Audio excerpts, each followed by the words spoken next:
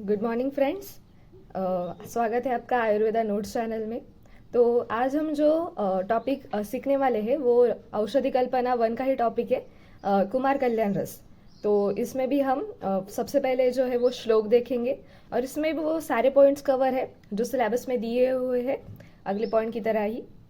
इसमें दिया अभी इसका जो है सबसे पहले हम श्लोक देखेंगे। तो ये यहाँ पे मैंने श्लोक लिखा हुआ है और ये जो उसका रेफरेंस है वो भैषज्य रत्नावली है। श्लोक जिनको याद हो सकता है वो अच्छी बात है, नहीं तो आप इंग्रेडिएंट्स याद कर लीजिएगा डायरेक्ट। ये सारे इसके इंग्रेडिएंट्स हैं, मतलब मैंने क्या किया है एक चार्ट ही बना दिया है, इंग्रेडिएंट्स उनका रेशो और केमिकल कंपोजिशन तो वैसे भी है पॉइंट, तो मैंने उसके सामने उसका चार्ट बना दिया। मतलब ये इजी हो जाएगा आपके लिए भी कि रस सिंदूर, मतलब इसमें जितने भी कंटेंट्स हैं वो 1 रेशो में है। जैसे कि रस सिंदूर है, मुक्ता भस्म है, स्वर्ण भस्म है, अभ्रक भस्म है, लोहा भस्म है, स्वर्ण माक्षिक भस्म है और कुमारी स्वरस इसकी भावना, इसलिए मैंने इसे हाईलाइट किया है रेड में। और ये क्वांटिटी सफिशिएंट, क्यूएस का मीनिंग होता है क्वांटिटी सफिशिएंट। और इसकी जो ट्रिक है वो मैं लास्ट में बताऊंगी कि क्या है।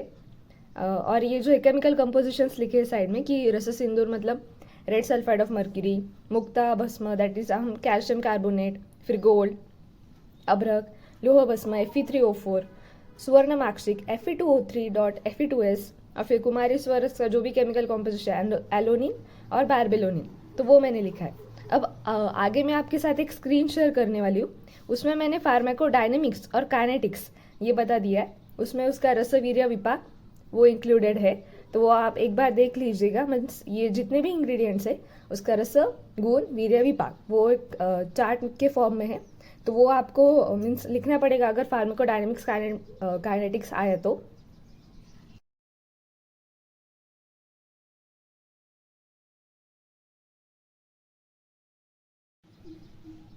अभी हम जो है वो मॉडर्न एस्पेक्ट देखते हैं। मीन्स अभी हमने आयुर्वेदिक एस्पेक्ट देखा, तो अब इस मॉडर्न के हिसाब से ये जो कुमार कल्याण रस है वो क्या करता है। ये मेनली कुमार कल्याण रस उसके नाम से ही होता है कि ये मोस्ट ऑफ द चिल्ड्रंस में यूज़ होता है।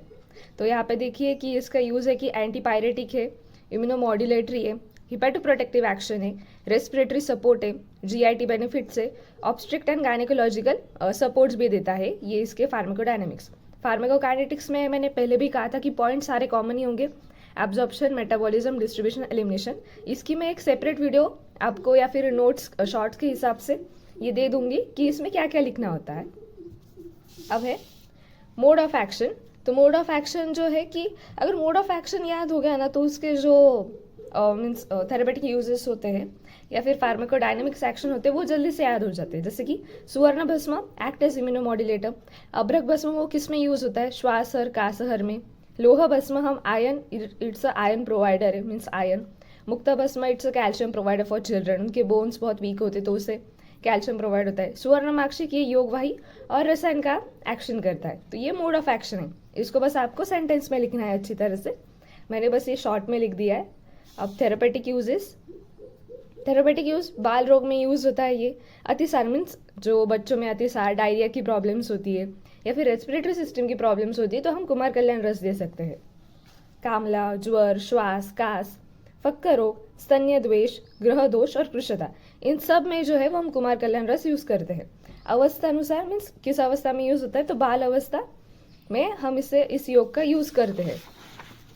इसकी मात्रा जो है वो 62.5 मिलीग्राम है।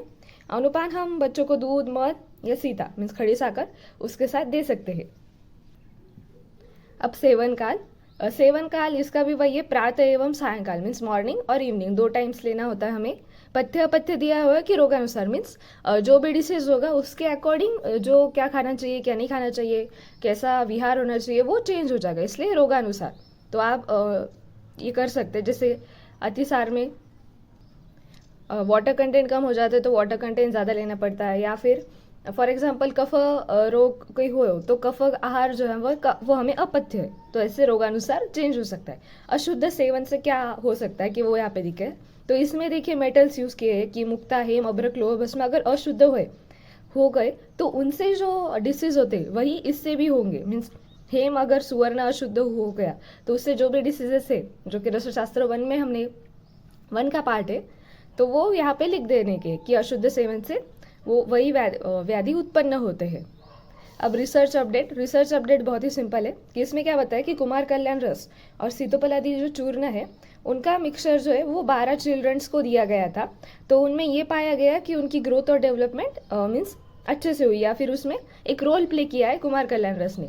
तो ये रिसर्च अपडेट है, बहुत ही सिंपल है, कुमार कल्याण रस प्लस सीतोपलादी चूर्ण।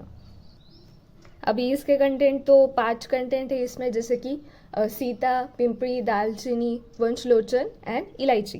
तो ये 5 कंटेंट और कुमार कल्याण रस। तो अभी हम इसकी ट्रिक देखेंगे कि क्या है कुमार कल्याण रस की, जो बहुत ही ईजी है।